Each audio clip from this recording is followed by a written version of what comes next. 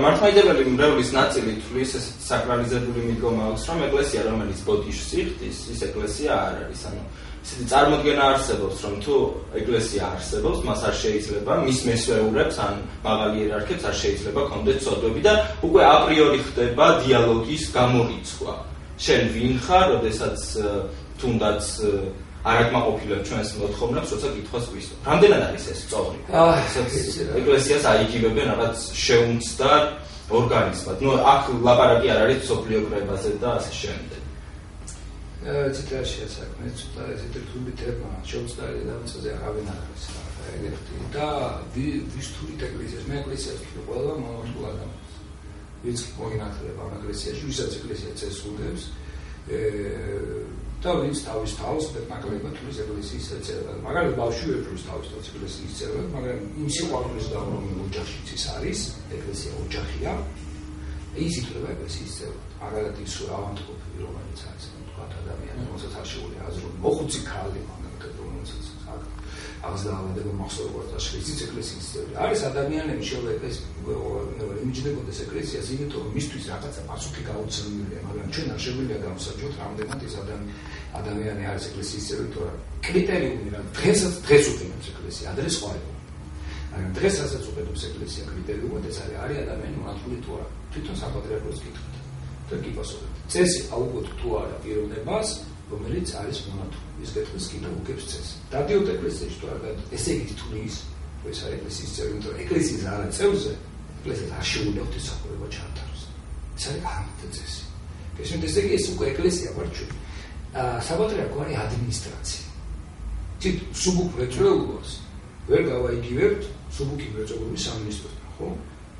ეს კაზახეთიდან ჩამოვიტანოთ ჩვენ ხა ბამბა, ხარ მივიტანთ მინისტრის კაბინეტში, არა? უნდა წაიღო და გაარჩევო ფაბრიკებში. და სადაც იმუშავე. ესე იგი, ეს უნდა გამოვიჩინოთ. ამასთან შეუმცდარობა რაც გითხე. შეუმცდარობის ინსტიტუტი არ არსებობს. არც ის სოფლიო კრებები არ არის, შეუმცდარი თავისთავად, როდესაც შეიკრიბება ენების ხორცერავ დასკვნას გამოვიტანენ. თუმცა ეს გამოდიოდა ხო? არ გამოდიოდა. ძალიან ბევრი კრება, ეს 7 კრება ამარტო ესეა. ძალიან ბევრი კრება გაიმართა, რომელი კრებები მას დაადგენილებები მიიღეს, რომელიც ფორმალურად ყველა ატრიბუტს ატარებდნენ, სოფლიო კრებას კრება ყოფილიყო, ჩათვლილი იყო სოფლიო კრებად და ის აღმოჩნდა ან ერეტიული, ან ნაკლებად მნიშვნელოვანი. გესმით? და აი მაგალითად მეორე სოფლიო კრება და მეხუთე სოფლიო კრება დასავლეთმა არც ის თავის დოლებულს უკრება. იმიტომ რომ დავით დელეგატები იყვნენ და მიატოვეს იმ დელეგატებმა არ მოეწონათ ეს კრებები და ასე შემდეგ, მაგრამ მე დროთა განმავლობაში შემოწმე რეცეპცია. რეცეპციას ვინ ახდენს, იცით? რეცეპციას ახდენს სრული ორგანიზმი ეკლესიის. არ აქვს თავები. არამედ ბოლო-ბოლო ეს სწავლება რომ გამოიტანა ეკლესია აი ამ სინოდმა. შეესაბამება თუ არა მართლა იმ ტრადიციას, იმ ჩვენ ქრისტიანულ გამოცდილებას, რომელიც ყველა ჩვენგანს გვაქვს. გესმით? და შემდეგ საუკუნეების მერე ხდება ხოლმე დადგება, რომელია პირველი, რომელია მეორე, რომელია მესამე და ასე შემდეგ. ასე რომ თვითონ ეკლესიის კრებსინოდზე სჭირდება რეცეპცია უკვე ხალხის. შეუმცდარი არავინ არის. საკამარესია თქვა, რომ რომელიმე შეუმცდარია პიროვნება ან იერარქია ამის. მაშინ ამ შემთხვევაში შენ უკვე არ ახარ მართლმადიდებელი ტრადიციის მატარებელი. ისეთი კითხვა მინდა დაგისვათ. კრიტიკული დამოკიდებულება ეკლესიის მიმართ, პატრიარქის მიმართ თუნდაც, რამდენად არის ბრძოლა ქართველი ერის ან საქართველოს ეკლესიის წინააღმდეგ. მაგალითად რუსთავში ვახტანგ დიდი გორგასლის სახელობის ტაძარში 2009 წლის 13 დეკემბერს პატრიარქმა გააკეთა ასეთი განცხადება, რომ ადამიანები, რომლებიც ებრძვიან საქართველოს ეკლესიას, ისინი ებრძვიან თავის თავს და საკუთარ თანამშრომლებს. ეთანხმებით თუ ეს არის ბრძოლა. კითხვა ბრძოლა ხო შეიძლება ეს ზოგადი ფრაზაა, პატრიარქს საერთოდ უკვე ზოგადი ფრაზები ვთქვათ. მაგრამ ეს ამ შემთხვევაში თქვენ ფიქრობთ, რომ არ იყო დაკავშირებული ჩვენთან? შეიძლება იყოს. და იგი თulis, რომ ჩვენ მივუძვით თუ თulis ამას მაშინ ეს თვითონ მას. ძაი, ესაც ამადან პიროვნებს, ამადან პიროვნებს. ეს დუმილის კულტურა. იცით, რაში ზოგიერთ ხმაჩოს უთხრან ზოგიერთ ნაშაუდების, რა ვიცით, ყოველ შემთხვევაში პატრიარქმა თქვა ეს და ნუ ალბათ გულისხმობით შეიძლება კიდევ სხვა პირობა. მაშინ ამ შემთხვევაში ჩვენ შეგვიძლია თქვა, რომ პატრიარქმა ვერ გაგიგო. ვერ გაგიგო, იმიტომ რომ ჩვენ არ ვებრძვით ეკლესიას, მაგრამ იმ გამოთქმას შევეთანხმებით. კი, ის ვინც ებრძვის ეკლესიას, მართლა ებრძვის ეკლესიას,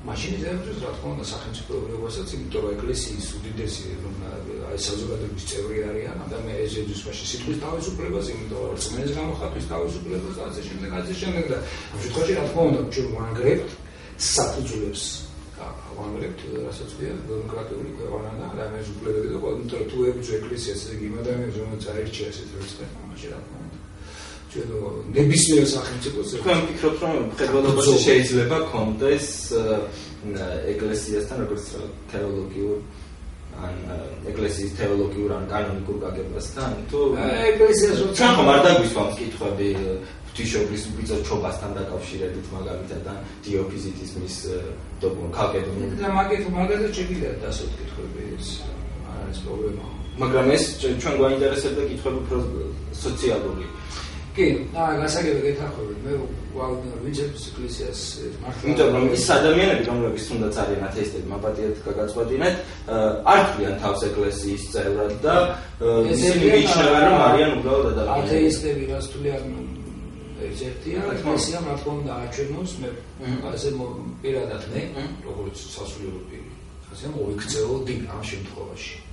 მაგრამ ნუ მე ისე განაგებ, რომ მე არ ვარ ეხლა ეკლესიაში რომ დავაბ ვიტყოდ რომ ადამიანები რომელსაც გვაკრიტიკებენ, წავე კითხვის გვისვავენ, შეიძლება ჩვენ განაცხადოთ დაპირისპირებულები, ჩვენ მათ მოგიწოდებთ ჩემმოეულო, რომ მათ ვაჩვენოთ ნამდვილი ქრისტიანობის სიყვარული და ვაჩვენოთ რომ ისინი ჩვენ ისევე გვიყვარს, როგორც საკუთარი თავი, იმიტომ ქრისტიანობით რა გიყვარს საკუთარი თავი, ის მოყვასი ადამიანი როგორც საკუთარი თავი. მე უფრო ასეთ განცხადებ. პატრიარქმა ნუ ეს ზოგადი განცხადება გააკეთა და იცით რა ესეთი მე საერთოდ იმაჩნია რომ ცოტა მკაფიოები უნდა ვიყოთ და ვისურვებდი კაფიობას საპატრიარქოს მხრიდანაც რომ ნებისმიერი მათი განცხადება ხოლმე უნდა იყოს კაფიო.